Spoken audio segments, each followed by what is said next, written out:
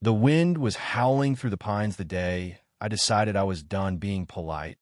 And I don't mean a gentle breeze, I mean the kind that bends trees and rattles your ribs like a warning. My hands were wrapped tight around a roll of fencing wire, knuckles white, not from the cold but from pure, boiling rage.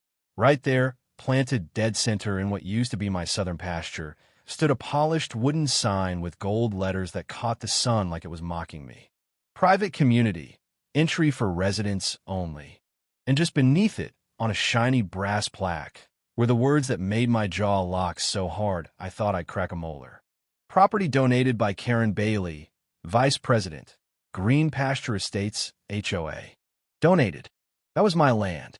80 acres of Texas dirt that had my grandfather's fingerprints pressed into it from 1929, my father's sweat soaked deep into the clay, and my own boots worn thin walking every fence line.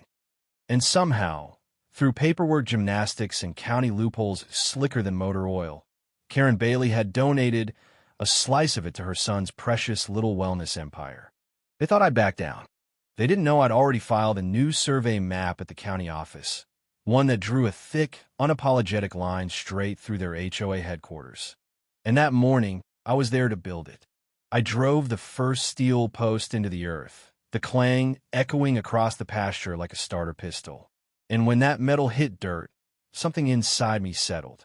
Because I wasn't just building a fence. I was declaring war. Now, let me rewind a bit.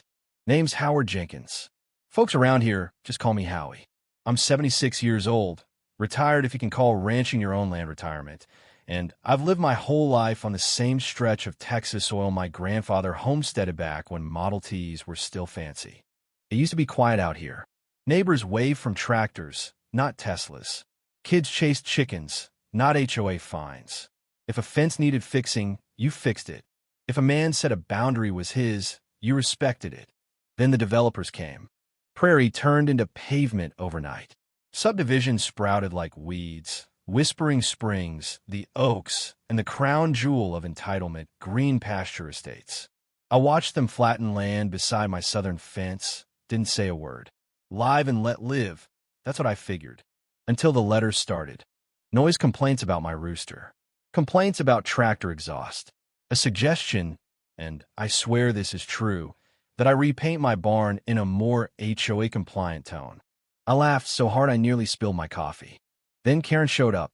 Bleach blonde bob, wedge heels crunching across gravel like she'd never met dirt before, peppermint gum snapping between her teeth. Clipboard tucked under her arm like it was a weapon. She smiled at me like I was a charity case. Mr. Jenkins, we've discovered a boundary discrepancy. Our new survey indicates your southern field overlaps with our community common area. I stared at her. That field's been in my family since 1931. She giggled. Well, the county mapping system changed in the 70s. Looks like your line was never updated. Under our expansion charter, with board approval, that section can be reclassified as community land. Community land. A few weeks later, I got a county notice.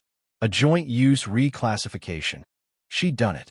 She'd handed my pasture to her son, Tyler, 32, gym body, spray tan confidence, so he could build a yoga dome and run sunrise boot camps where my cattle used to graze. I could have hired a lawyer and drained my savings. Instead, I spent days in county archives, reading every deed, every plat map, every dusty document with my family name on it. And buried in a development filing, I found something beautiful. Their HOA headquarters sat on a thin strip of land never properly transferred. Technically, it was still tagged as Jenkins Holding Area B. Mine. I updated the survey, re-recorded the deed, filed permits, and when I planted that first steel post that windy morning, I wasn't bluffing. Karen showed up screeching. "You can't do this."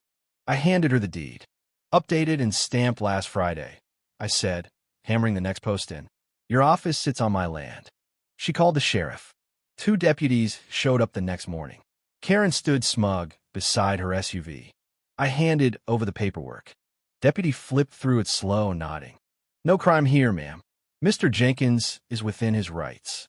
Watching her face drain of color was better than sweet tea on a July afternoon. But that was just Act 1. That night, 3 fence posts were ripped out. A few nights later, my barn caught fire. Flames roared into the sky, smoke thick and bitter. My father's old saddles, my first pair of boots, my tools gone. And, sitting near the ashes, a red gas can labeled Green Pasture Maintenance Department. That was the moment something shifted in me. Not anger, clarity. If Karen want to play dirty, I play smarter. I dug into HOA documents, found zoning violations, noise ordinance breaches from Tyler's boot camps, wetland grading without permits. Then came the twist she never saw coming. I called the local news. Denise Morrison showed up with a camera crew. I laid out the deeds, the fire report, the forged foreclosure sign she'd planted on my driveway. 2 days later, the headline read, "Rancher Battles, HOA over Stolen Land." The town rallied. Homeowners who'd believed her lies started showing up with evidence. Photos, emails, quiet apologies. Karen's house of cards began to collapse. She sued me for emotional distress. We went to court. I brought receipts, deeds, surveillance footage of her son trespassing the night before the fire, county investigations. Judge Franklin didn't blink. "Case dismissed," she said. "Consider yourself lucky he's not suing you." And then I made my final move. Through a land trust, I bought the lot behind the HOA office. Built a 12-foot fence around all 4 sides. No gate. Employees had to climb a ladder to get in. Perfectly legal. Residents dissolved the board. Karen was removed. Tyler moved out of state. You'd think that'd be the end. Then came the developers. $8 million to sell everything. $10 million. 15. They planned to flood my pasture, build an artificial lake, slap Jenkins Circle on a cul-de-sac like it was a tribute. I called a town meeting instead. Dropped the glossy brochure into the trash. This land isn't for sale. We formed a heritage trust. Locked the ranch down for 99 years. They sued in federal court. 6 corporate lawyers versus me and Catherine Morgan. Sharp as a blade and twice as fearless. When I took the stand, I didn't talk numbers. I talked about my father's hands teaching me to fix fence wire. My dog buried under the west pasture.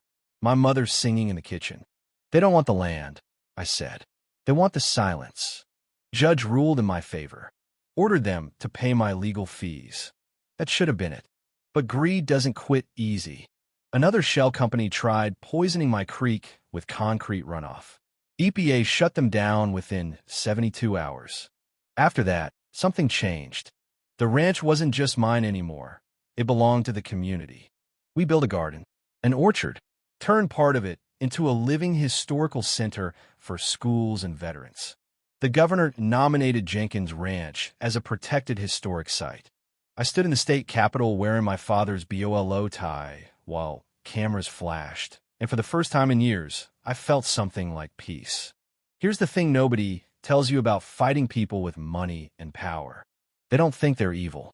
They think they're efficient. To them, land is a spreadsheet. To me, it's memory. And the lesson I learned through fire, lawsuits, and survey flags is this. If you don't draw your line, someone else would draw it for you, and they won't draw in your favor. You don't have to be rich to win. You just have to refuse to be erased. These days, I still walk the fence line every morning. The old HOA office sits boxed in, rusting quiet, like a monument to overreach. Kids run through the orchard where yoga mats once laid. The barn stands taller than before. And on the front gate, there's a wooden sign that reads, Jenkins Ranch, protected by law, community, and camera. So here's what I'll leave you with. If someone tried to take what your family built, not just money, but memory, how far would you go to protect it? Would you fight? Would you sell? Where's the line between progress and plunder? Drop your city or state in the comments. I'm curious how far this story's traveled, and tell me what you would defend no matter the cost. Because one thing I know for sure, sometimes the world doesn't need a hero with a cape. Sometimes it just needs an old man with a fence.